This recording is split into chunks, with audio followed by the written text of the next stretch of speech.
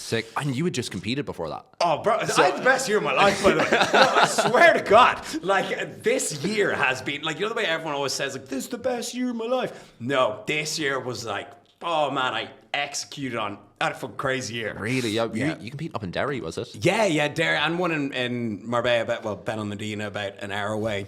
And, so 2 shows, which I've never done, which was very physically tough in hindsight. When you're in it, you don't really realize how hard it is. But in hindsight, I was like, "Fuck, man!" I was training my ass off. I mean, you had a big break from competing as well. It was like a couple of years. So I'd say going back into competing was fucking rough. Oh man, so the last one was like 2016, 17, and then I started a prep and I was 30 days in London in 2020, 2019, 2020, that era, and then again all competitions called off, like, you know, just like the events. And so that was the last time I went to prep. And then 2021, I was buying the house, renovating it, didn't even have a kitchen for most of the year. Like 2022 was like a real fun year, but it wasn't like, I didn't have a base and I felt really unsettled. Like I can say like this was the best year ever. Last year wasn't, you know, I was kind of like all over the place and not very productive, but not every year can be the best year ever. And sometimes you're going to be a little bit,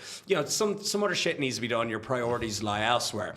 So then this year I was like, I'm settled. I got like my house, which is like the productivity zone. It's like a studio. The kitchen is, I've got all the appliances, the blender, the air fryer, everything, like, you know, the perfect fridge. I'm like, there's no excuse not to just dial in.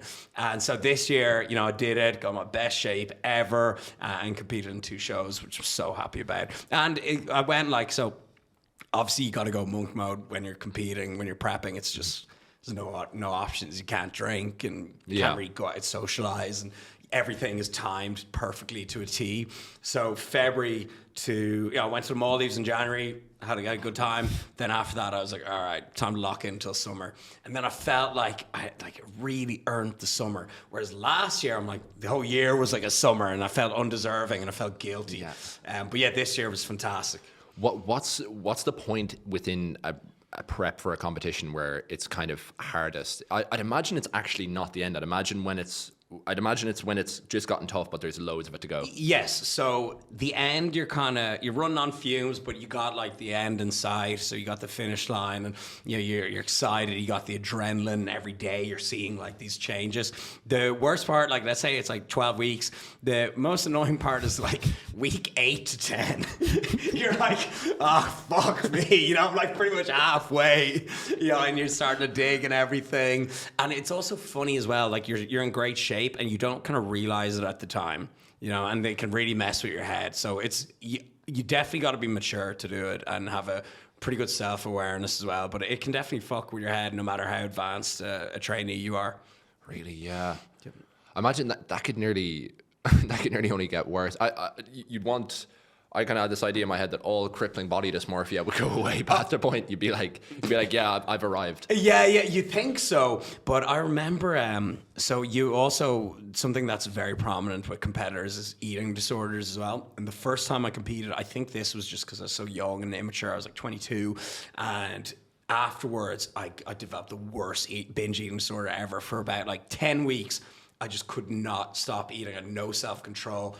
Lost all condition in like a week, which is just that mentally you see the change in the mirror and you're fucked in the head, and then you're like, YOLO, just keep eating, and you just like, you're like was your man Globo Jim in the dodgeball at the end. You're like, White Goodman. Yeah, White Goodman. You're like, screw this.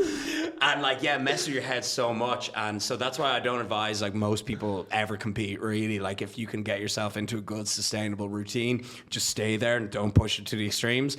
But at this stage, I got a good bit of maturity, so I didn't really have any rebound this year. So you got a good pop from the crowd as well when you were back home competing. Yeah, oh man, you know? it was brilliant. Like I even had Christian there, and like so we did like, you know, we hung around for like 2 hours after the show, just chatting to everyone. Definitely a huge highlight of my year. So actually, someone asked me there like on a podcast, they're like, "What's been a highlight of your year?" And I was like, competing for sure. They're like, "Didn't you get engaged last month?" I was like, oh yeah, forgot about that. Did see from Linda text question mark. Oh, you're like, oh.